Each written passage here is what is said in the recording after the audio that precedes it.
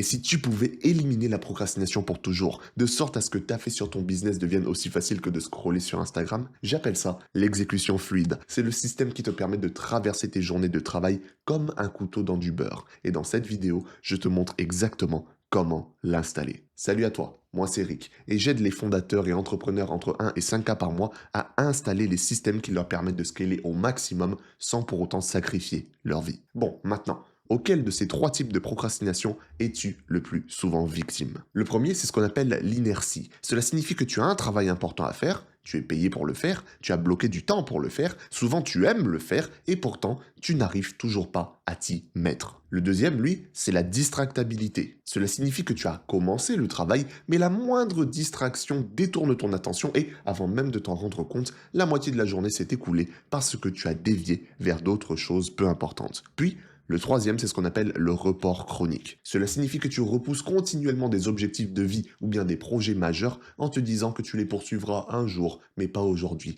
mais sans jamais dépasser la ligne de départ. L'inertie t'empêche de commencer le travail, la distractabilité détourne ta concentration en cours de tâche et le report chronique empêche perpétuellement le progrès. Je vais être honnête avec toi, pour moi, la forme la plus tortueuse était l'inertie. Par exemple, mon retour sur YouTube, je l'admets, aurait pu se faire beaucoup plus tôt si j'avais pas constamment été victime de l'inertie. Mais bref, contrairement à la croyance populaire, la procrastination n'est pas un symptôme de manque de motivation. Au contraire, la procrastination est souvent une forte motivation associée à une inaction. C'est l'effet je veux le faire, mais je n'arrive pas à m'y résoudre. Et cela est dû à une guerre civile neurochimique qui se produit dans ton cerveau, connu sous le nom de conflit approche-évitement. Et ce conflit se produit entre deux systèmes distincts. Le système d'approche, associé aux zones du cerveau riches en dopamine, liées au plaisir et à la récompense et encourageant l'action, ainsi que le système d'évitement, associé aux zones du cerveau riches en cortisol comme l'amygdale et l'hippocampe,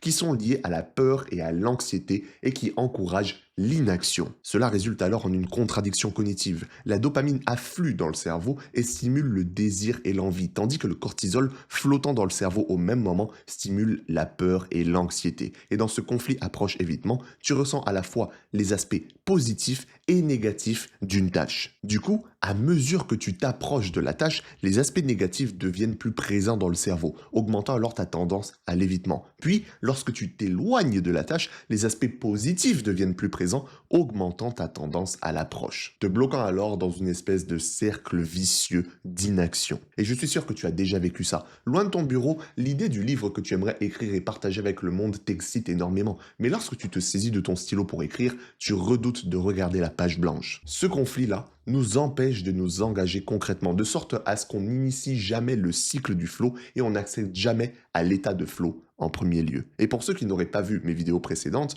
le flow, contrairement à la croyance populaire, n'est pas un état binaire. Au contraire, le flow fait partie d'un cycle en 4 phases. La lutte, le relâchement, le flow et la récupération. En phase de lutte, tu dois te battre pour que la tâche t'absorbe, parce que la norépinéphrine produite dans ton cerveau à ce moment-là provoque souvent de la frustration, de l'anxiété et de l'inconfort. Mais si tu dépasses cette dernière, tu arrives au relâchement, qui se produit lorsque tu atteins la limite de la lutte avec la tâche ou le problème actuel. Ensuite, tu as le flow, l'état d'attention sans effort où ton sens du soi s'évapore. Et enfin, à la fin, on a la récupération, qui se produit après le flow, reconstituant la neurochimie des pensées. Et si tu souhaites en apprendre plus sur ce cycle du flow, pense à t'abonner et à regarder mes précédentes vidéos. Dans tous les cas, ce que j'ai remarqué en travaillant avec mes clients, c'est qu'il existe en quelque sorte une 5e étape du cycle. Cette dernière ne dure que quelques secondes, mais pour les professionnels comme toi, elle est encore plus difficile que la lutte elle-même. Et c'est le fait de commencer à lutter en premier lieu.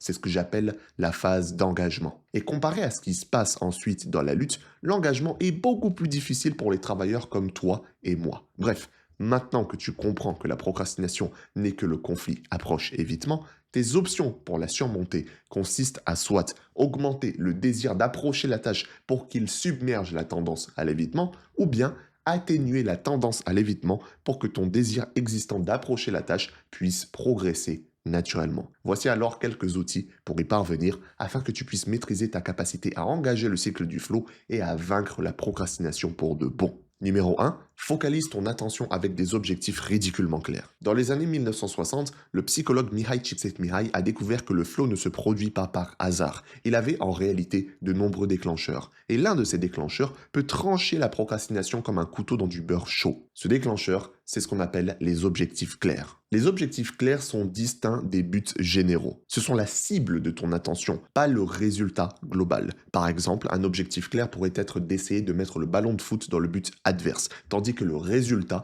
peut être d'essayer de gagner le match. L'idée, c'est que se concentrer sur le résultat de tes actions, c'est-à-dire ici gagner le match, est beaucoup plus gourmand et inefficace que de se concentrer sur ta prochaine action, c'est-à-dire marquer un but. C'est non seulement plus facile, mais aussi beaucoup plus propice pour le flow. Donc, pour faire simple, les objectifs clairs mènent à la motivation via des poussées de dopamine, ce qui aide à désamorcer le conflit approche-évitement. Du coup, la première étape pour anéantir la procrastination est de définir des objectifs clairs follement spécifiques pour chacune de tes tâches. Et je veux dire vraiment, absolument, follement, bizarrement spécifiques. De cette façon, ton cerveau n'a pas à dépenser des ressources pour se demander comment, pourquoi ou quoi faire. Du coup, pour parvenir à créer ces objectifs, décompose la tâche actuelle en objectifs microscopiques, même s'il s'agit d'une petite tâche qui pourrait te prendre uniquement 1 heure. De cette façon, tu obtiens alors un goutte à goutte constant de dopamine en rendant la tâche sur laquelle tu procrastines si minuscule qu'elle ressemble presque à un travail réactif. C'est-à-dire qu'en prenant la grosse tâche et en la fragmentant en de micro-tâches hyper faciles à réaliser, tu obtiens des pics de dopamine à partir de sous-étapes minuscules. Par exemple, ouvrir mon ordinateur portable, ouvrir le document Docs, écrire l'intro et la présentation, ajouter des données clients, concevoir les graphiques, etc., etc. Peu importe ce que c'est, rend la première action si facile, nécessitant si peu d'énergie qu'il ne reste plus rien pour que le cerveau résiste par la suite. Tu peux littéralement juste le marquer sur une feuille ou sur ton app de notes avant de commencer le taf. Tu n'as pas besoin d'y passer 1000 ans. L'idée, c'est que ça empêche ton cerveau de se demander quelle est la première étape. Lorsque tu définis ces objectifs hyper clairs, minuscules, microscopiques, l'exécution commence à sembler aussi lisse qu'un couteau dans du beurre fondu. Tu glisses directement dans l'action et le flow émerge à partir de là. Ensuite, tu peux amplifier davantage la puissance des objectifs clairs en les combinant avec un autre des déclencheurs les plus puissants du flow, ce qui nous mène à la deuxième étape. Numéro 2.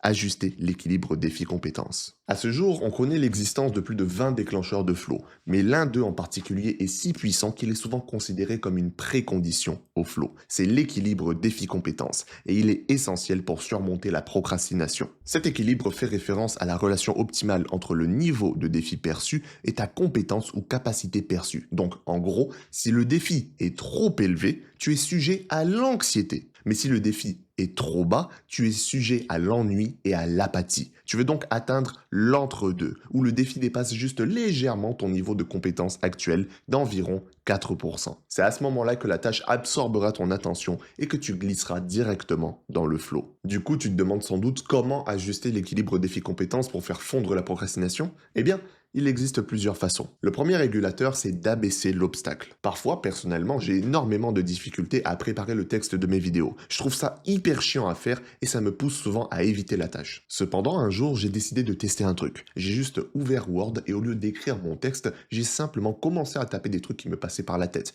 Une tâche simple en soi. Puis, au bout de 10 minutes, je me sentais déjà chaud de commencer à taffer directement sur le texte de la journée. Et ça a fonctionné parce que plus tu as besoin d'efforts pour t'engager, plus la procrastination est susceptible de se produire. Et inversement, moins tu as besoin d'efforts pour t'engager, plus il est facile de commencer la phase de lutte. En fin de compte, ce qu'on évite réellement en procrastinant dans la vie, c'est la dépense d'énergie. Par conséquent, si tu trompes ton système pour qu'il utilise moins de ressources, la pulsion d'éviter et de procrastiner diminue, tandis que ta motivation de passer à l'action augmente. Tu as donc deux options claires ici. Soit tu augmentes l'effort fourni, soit tu ajustes la situation elle-même pour qu'elle nécessite moins d'efforts. Et la plupart des gens font la première option en engloutissant du café ou simplement en serrant les dents. Et c'est ce que je faisais moi-même au début, mais avec du recul, j'aurais dû simplement abaisser l'obstacle. Donc, prends ça en compte la prochaine fois que tu galères dans la phase de lutte. Maintenant, la deuxième façon de réguler l'équilibre défi-compétences, c'est de réguler le temps. Très souvent, le temps dont tu disposes détermine la difficulté d'une tâche. Si par exemple tu procrastines sur ta déclaration d'impôt, alors limite et réduis le temps pour le faire. Donne-toi 1 heure au lieu d'une semaine. Cependant, si le défi est trop élevé, alors fais l'inverse. Donne-toi beaucoup plus de temps que tu ne penses en avoir besoin. Cela abaisse le niveau de défi,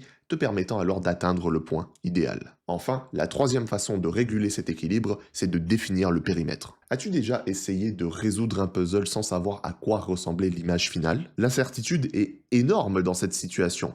Dis-toi que le travail, c'est la même chose. Si tu ne connais pas le périmètre exact du travail et qu'il y a un risque que tes tâches te prennent soit 30 minutes, soit 3 heures, alors tu résisteras naturellement au travail. La solution serait alors de simplement prendre un peu de temps pour déterminer le véritable périmètre. Vise simplement autant de clarté que possible en te demandant qu'est-ce qui doit être fait et pourquoi. En étant clair ici, tu augmentes l'importance perçue de la tâche, ce qui facilite alors l'engagement dans cette dernière. Numéro 3. Contourne ou utilise l'inhibition de la réponse. L'inhibition de la réponse fait référence à la capacité de supplanter une réaction automatique de ton cerveau et de choisir un comportement axé sur un objectif à la place. Par exemple, rejoindre tes amis et sauter dans une rivière froide avant de pouvoir faire une pause pour reconsidérer. C'est important, car dès que les parties émotionnelles du cerveau prennent le dessus, elles supplantent ta capacité à t'auto-réguler. Lorsque cela se produit, tu éprouves plus d'anxiété et tu es moins capable de filtrer tes propres émotions. Tu remarqueras que si tu commences à tergiverser avant de sauter dans la rivière froide, la partie émotionnelle du cerveau va toujours gagner. Au lieu de ça,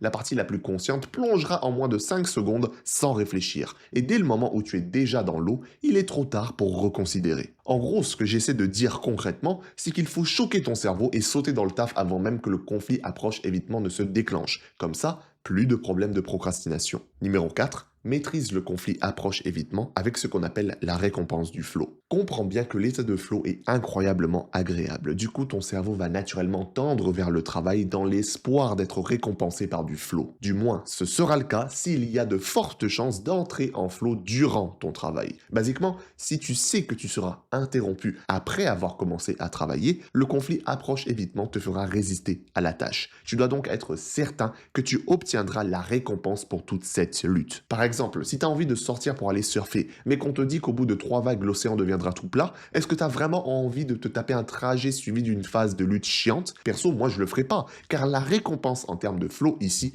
n'en vaut clairement pas la peine. Et en soi, c'est la même chose avec le démarrage d'un travail concentré. Tu rassembles ton focus, bloques les distractions et te motives pour persister. Mais si tu sais qu'il y a une forte probabilité que tu sois interrompu après 15, 30 ou 45 minutes, c'est tout de suite beaucoup plus difficile à faire. Sans une session de flow ininterrompue suffisante, la lutte semble vaine pour ton cerveau. Du coup, tu n'auras pas envie de travailler. Donc, pour ne plus procrastiner, premièrement, corrige ton emploi du temps pour éviter un agenda propice à l'interruption fréquente. Puis, regroupe les réunions. Passe du présentiel à Zoom et idéalement, annule la réunion. Parce que, spoiler, 70% des réunions sont complètement inutiles. Et lorsque ce n'est pas possible, regroupe tes communications en dehors de tes heures de productivité maximale et place tes réunions soit toutes en début de journée, soit juste avant ton heure de fin impérative, après les blocs de flow de la journée. Et surtout, rappelle-toi, le flow est spécifique à l'activité. Tu peux soit être en flow pendant une réunion, soit en flow en faisant un travail profond,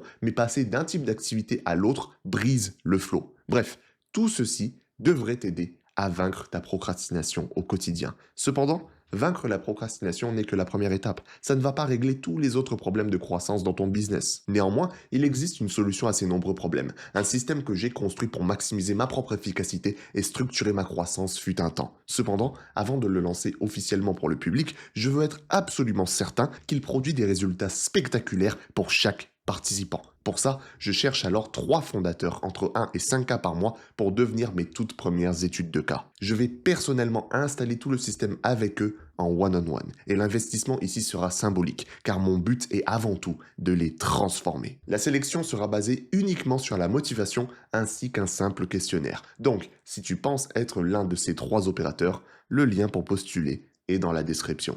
Dans tous les cas, je te remercie pour ton temps, ton énergie et ton attention. Des bisous.